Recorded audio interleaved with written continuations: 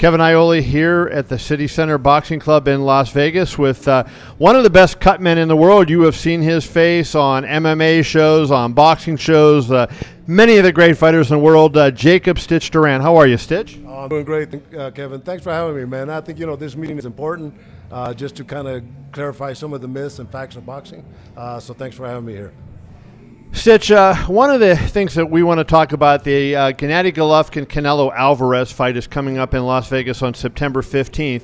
And Abel Sanchez, who was the very fine trainer of Gennady Golovkin, has raised a little complaint about the Nevada Athletic Commission. He claims that the way Canelo Alvarez wraps his hands, and Floyd Mayweather did and other fighters have done it, is illegal and is not allowed in any other state other than Texas.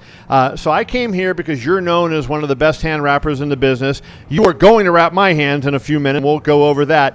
But he complains about a process called stacking. Tell us what stacking is. Well, stacking is when you put gauze tape. When Bernard Hopkins fought Felix Trinidad, that was a process that they used, and they protested it. But that's what it is: gauze tape. And why would somebody complain about that? Because as I understand it, the wraps on the hands are only to protect the metacarpal bones on the back of the hand. 100% right. I know Abel was complaining that it turns into a cast, and in all reality, the bottom line, the only reason to wrap a fighter's hands, Kevin, is so they don't break them. And as you can see, my metacarpal is a little bit on the jacked up side. That's the number one injury for a lot of the fighters, hitting somebody on top of the head, hitting them on the elbows. So, Bob Bennett got a hold of me, and he asked me the same questions, and I said the best way to answer it is to meet with him and do the same thing I'm going to do with you. Wrap hands one way and wrap them in the stacking way. And he didn't see that there was an unfair advantage, and that's a whole key to what we do.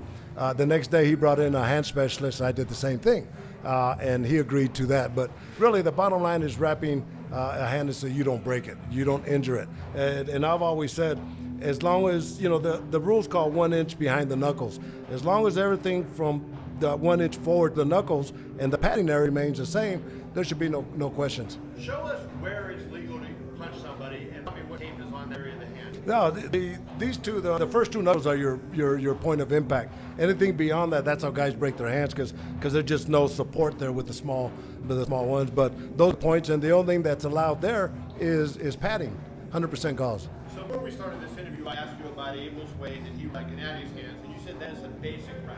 Yeah. How does that differ from the way you say stacking goes? Well, it's really not much of a difference, and it's not so much the basic wrap versus the stacking wrap. In all wrapping a good hand, Kevin, is the amount of pressure tension you put on an area that's damaged or you don't want it to be damaged, whether it's the knuckle, whether it's the metacarpal, whether it's the wrist, whether it's the thumb. So it's not so much how you do it, not so much you do it in technique, but the pressure and the tension that you apply to the fighter's hands. Now, you have wrapped a number of the greatest fighters in the world. Vladimir Klitschko, you were his hand wrapper for a long time. Johnny Tapia, Mike McCallum, who's out here training Jess Vargas, Hall of Famer. So you've wrapped a lot of great hands. Have you ever gone to a jurisdiction and done stacking and had somebody on the commission or the other corner object to it?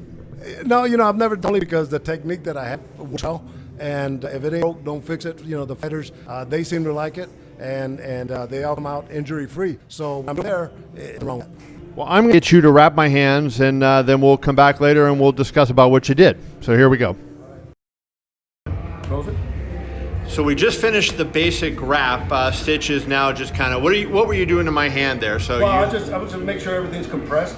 You don't want anything to come loose during the fight, but like I said, you want it snug, tight, but not too tight, because if you put too much pressure down here, you're going to close up these blood vessels, and your hand's going to swell up. But that's the basic wrap. So my hand right here, Stitch, it does not feel like a cast at all. It does not feel, no, this is the basic wrap. This is essentially what Gennady is going to be wearing in the fight. Part, yes. And certainly on the palm of my hand, on the knuckle, the punching area of my hand, there is not a lot of padding up there. It's all back. The pressure I feel is kind of at the back area of my wrist down there. So that's where I'm feeling the pressure. And that's where your injuries. Right, and that's where the injuries come. Okay, so let's go. We're gonna do the next hand now, my left hand, and it's going to be the stacking method. this is what Canelo is going to wear, and this is where Abel objects and says it's illegal. All right, Kevin. Here's the striking point. So at this point, we're the same. We're the same. Same as with exactly. my right hand. So what I do is I put an undercoat so that definitely it don't get on your onto your skin, but it's for the most part the same process, because if it works one way, it works the other way, right? Right. So here's where you're at, and you know these guys, they could even come this way, you know, just to make an adjustment. You got that 1 inch away from the knuckles. Now, Stitch, is this, while you're doing this, is this what was done for Floyd Mayweather when he started having hand problems, what Rafael Garcia did? Probably so. You know, I never had a chance to see Rafa's wrap Floyd, but probably so. Yeah, it's the same. So then I go again with the second phase of the gauze. All right. Now, why would you go, well, like, why do they go gauze at this point as opposed to just keeping the tape going? You know, this sport here, Kevin, is the only sport where we don't have to be certified to do what we do. So every guy has the basic foundation, but everybody's different when it comes to a little bit of techniques and all that. All right, so that's the second phase. So then we'll do that again. Close it. All right. Are you using the same amount of gauze and tape as you did on my other hand? Yes, I will. So it's no different. At the end of the day, when I'm done, I have my right hand done the basic wrap, open. The left hand done with the stack. Close it. Is it going to be the same amount of tape? Yes. Same amount of gauze? Yes, open. Close it. All right. All right, so I have my hands wrapped. I have the basic wrap on my right hand. I have the stacked wrap on my left hand. Now, I am not a fighter. I'm not even close to a fighter, but I can feel my hands. Yes. The only difference that I feel is here in the wrist. On this one, this is the one that Abel's complaining about, the stacking. It feels on my wrist for about maybe 2 inches, like there's more tape, there's a bigger hump, and I have less movement in my wrist. On this one, I have a little bit more movement, and I think the tape is more spread out. In your opinion, am I feeling that correctly? Is there any difference? Well, no, there's really no difference. And on this, like I say, it's the first time I've wrapped you. So, like I say, everything is based on tension.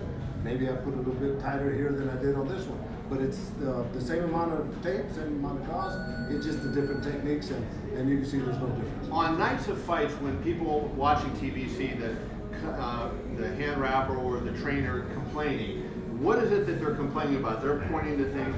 This is the area where we're going to punch, right? Yes. So what will they complain about when they're, we saw Nazim Richardson complaining about Margarito's wraps, and it turned out that there was plaster of Paris in those wraps. Yes. How it got in there, we don't know, but there was plaster of Paris in there.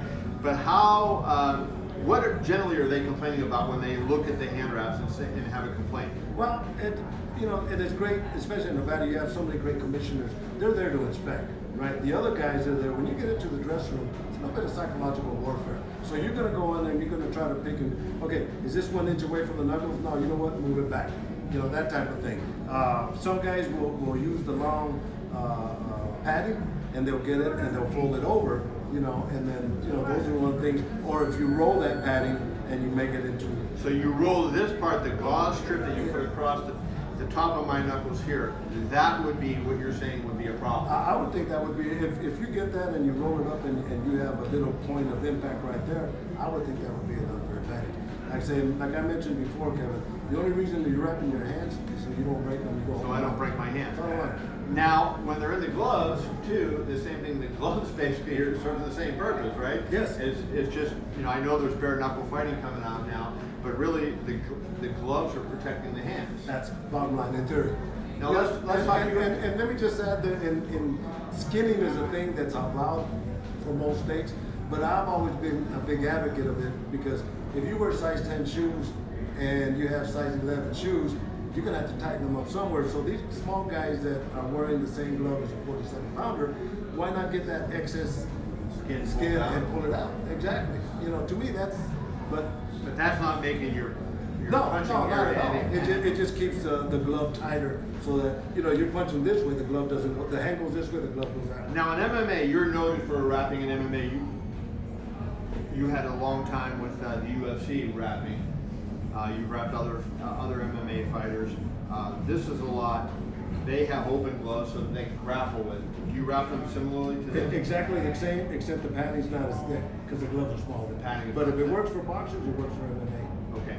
And so you just do like what, half the amount? Yeah, exactly. And stacking is still legal in Nevada Yeah, and MMA. yeah. Now, given that you go all around the world, what's there around the world? Like, is stacking allowed? Germany, England, Russia. What do you find in those places? You know, in all the places I've traveled throughout the world, I've never seen an issue on stacking. This is the first time that it's been brought up to my attention. Outside of, like I say, when Felix Trinidad fought Bernard Hopkins, you know, that was the first step when Papa Trinidad. I thought he had the nicest rap today that I've ever seen. So the things that he was doing were right.